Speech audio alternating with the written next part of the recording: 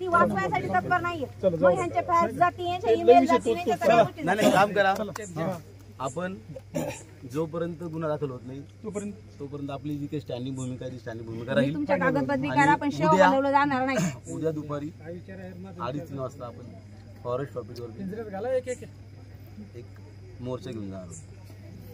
ते जोपर्यंत या केसमध्ये कोणावरती आरोप निश्चित होत नाही तोपर्यंत पुढची कृषी करणं हे अयोग्य आहे. त्या मुहूर्तातच पण आपल्याला श्रद्धांजली अर्पण करता येणार नाही.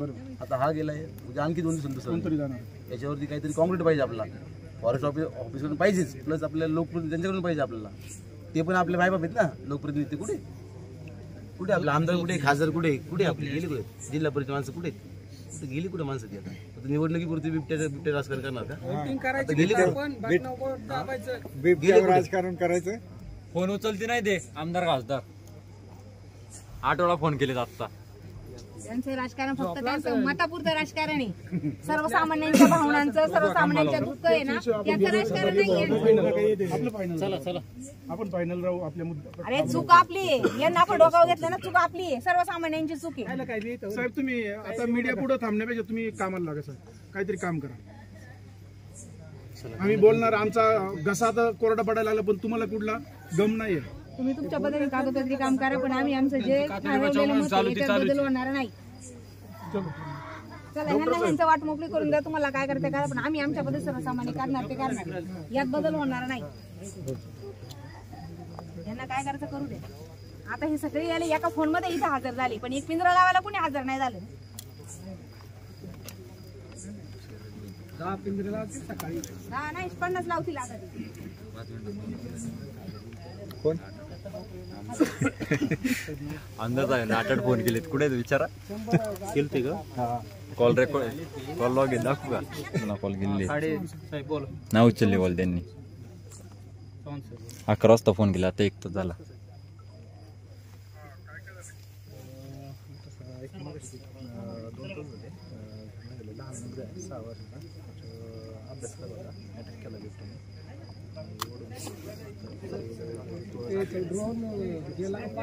रॉयल सांगा ना आपली स्वर ते सांगा बरं. मी आता पुढं कोण घेऊन चालले, काय घेऊन गेले ते महाराज ते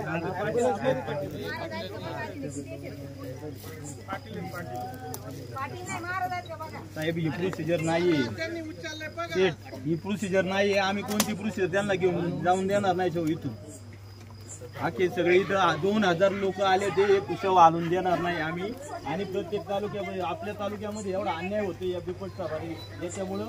आणि इथं बिबट सफारी तर नाहीच झाली आणि या बिबट सफारी झाल्यामुळे आपलं प्रॉब्लेम झाले. नाही बरोबर आहे तुमचं साहेब, पण प्रत्येक वेळेस जर रोज जीव जात नाही ना तर आम्ही काय करायचं. बॉडी आता या ठिकाणाहून हलवण्यात आलेली आहे. बहुतेक PM करण्यासाठी, पोस्टमॉर्टम करण्यासाठी जुन्नरला हलवण्यात येत असावी. बॉडी नेली जात आहे तिथे.